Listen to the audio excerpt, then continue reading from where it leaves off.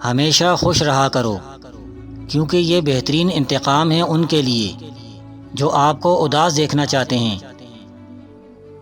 انسان کو خاموش اور عقل مند اس کی عمر نہیں، اس کی ذمہ داریاں بناتی ہیں۔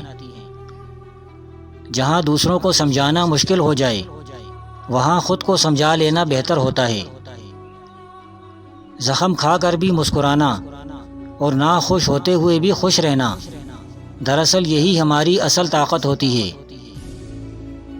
ان لوگوں کو نظر انداز کریں جو آپ کو خوفزدہ اور اداس کرتے ہیں، جو آپ کو بیماری اور موت کی طرف لے جاتے ہیں۔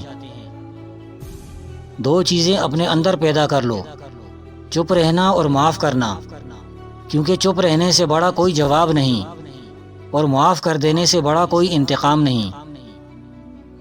کبھی کبھی ہماری زندگی میں مشکلات کا ایک لمبا سلسلہ چل پڑتا ہے، اور یہ تب تک چلتا رہتا ہے جب تک ہمیں سبق نہیں سکھا دیتا۔ دنیا میں اگر کسی چیز کو پہلی فرصت میں رکھنا بہت ضروری ہے تو وہ آپ کا ذہنی سکون ہے، باقی سب عارضی اور وقتی ہیں۔ جس خاص کے لیے آپ خاص نہیں ہو اسے عام کر دو، اور جس عام کے لیے آپ خاص ہو اس عام کو خاص کر دو۔ خوش رہیں، خاص طور پر ان کے لیے جو آپ کو خوش دیکھنا چاہتے ہیں۔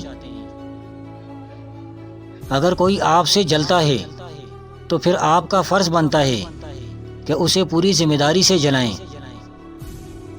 اپنے راز خود تک محدود رکھ کر بہت سی پریشانیوں سے بچا جا سکتا ہے۔ تعلیم دراصل آہستہ آہستہ اپنی جہالت کو جان لینے کا نام ہے۔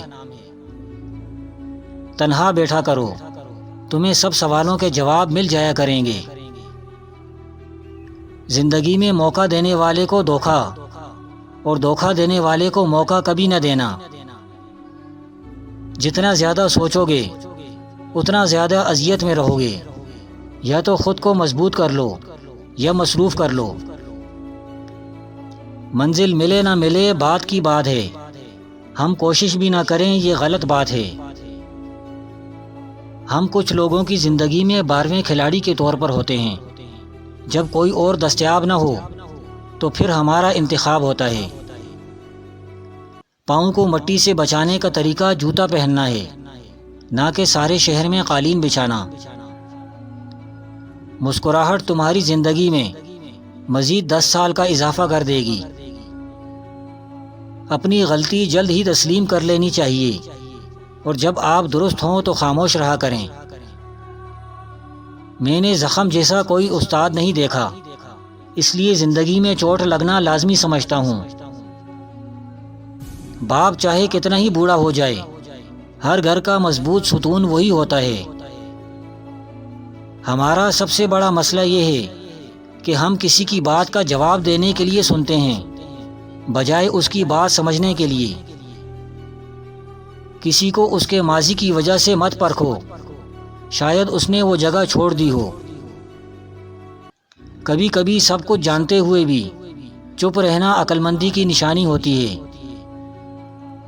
زندگی ایک آئینہ ہے، جس میں بیزار ہو کر دیکھو گے تو بیزار ہوتے جاؤ گے، اور مسکراتے ہوئے دیکھو گے تو مسکراتے ہوئے چلے جاؤ گے۔